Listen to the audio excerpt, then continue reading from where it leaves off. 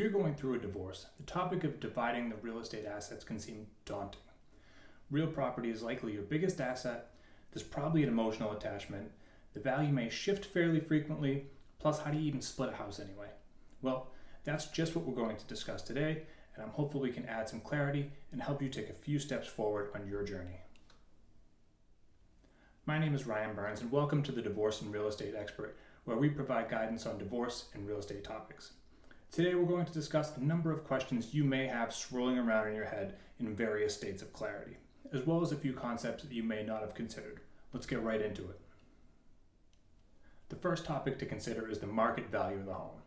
This is the price that the property would sell for in the current real estate market, and I would stress the word current.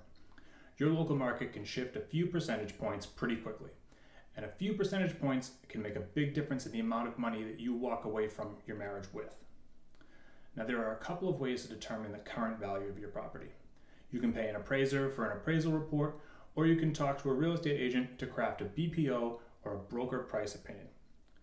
Appraisal reports tend to run in the $450-ish to $650-ish range, though that will vary. By and large, real estate agents don't charge to create a BPO. Most times, agents will just ask that if there is a real estate transaction, that they get to throw their hat in the ring for the opportunity to serve one or more spouses. Going the route of getting a broker price opinion from an agent can be advantageous because it's likely that an updated value will be required as the divorce process progresses. This can take a while, so the price may fluctuate. You do not want to go by the assessed value of the property, as not only is this a lagging indicator of value, and it's also based on a calculation that doesn't sufficiently factor in the condition of the property, which is obviously pretty important when you're talking about value. Once you've arrived at the market value of the property, you can calculate the equity that you have in the property.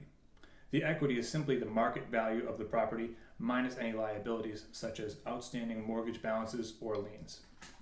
Make sure to account for all liabilities including second mortgages, home equity loans or HELOCs, mechanics liens, municipal liens for taxes, etc.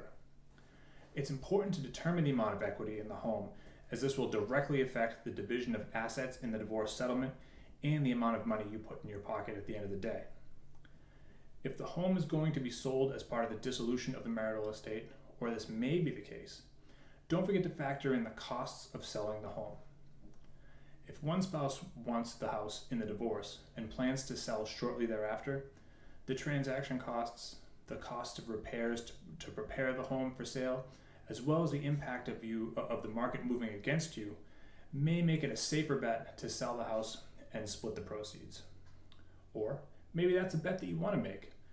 You have the option of buying out your spouse.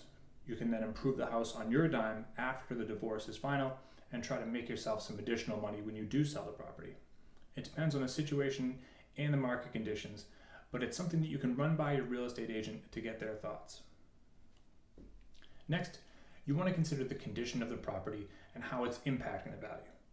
If you're going to sell the property, consider if there are opportunities for small monetary or sweat equity investments that can generate a better sale price. A real estate agent can advise what would make solid time and effort investments for you.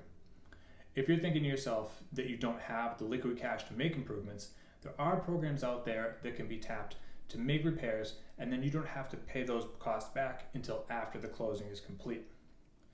One out-of-the-box strategy to consider is if one spouse is keeping the house, the spouse who is being bought out may want to consider investing in the property as well. There may be some low-hanging fruit where, say, a $5,000 investment and maybe even some sweat equity, but maybe not, raises the value of the property $20,000. If the market value of the house does increase by $20,000, that increase would then get split 50-50 between the spouses. The spouse who invested the $5K walks away with an extra $5K, and the spouse keeping the home enjoys the improvements. Think about it, you never know. An often overlooked aspect of dividing the marital estate is the tax implications of how and when the assets are split. Taxes are not sexy, but the right advice can put money in your pocket that would otherwise have been lost. There's no reason to simply give away money in this process. Capital gains tax may be due on some portion of the difference between the purchase price and sale price of the property if the property has appreciated. A married couple has more capital gains protection than if you get divorced and then sell the house. So keep this in mind when planning whether to sell the property before finalizing the divorce or the inverse. Some states charge transfer tax when you're selling a property. Here in Massachusetts, there is a stamp tax which the seller pays, which is $4.56 per $1,000 of the sale price. Many states have similar taxes. There are mortgage interest deductions to be considered, property tax implications, and others such as estate taxes or alternative minimum taxes. Every situation is different, and I assure you that I am not a tax expert. So have a conversation with a financial advisor or a tax expert, and you could find some funds that otherwise would have been lost. Plus, you have the peace of mind that comes with knowing that you did your due diligence and you left no stone unturned in this process. This is low risk, high reward stuff, and your agent can point you towards someone they trust to have a conversation. And the home is not the only place to consider tax optimization in this process, so it's more than worth the conversation. If a home sale is in the cards, keep in mind that when you list the property, it does impact the value to a certain extent. For the most part, timing the market is a frowned upon concept, but there are exceptions. For example, do not list your house 2 days before Thanksgiving. You will have a fraction of the traffic. The same thing applies with the week of Christmas, and in some scenarios, the weeks in between those two holidays as well. However, many areas have a spring market where buyer participation is much more robust, and you may be able to get a higher value for your property.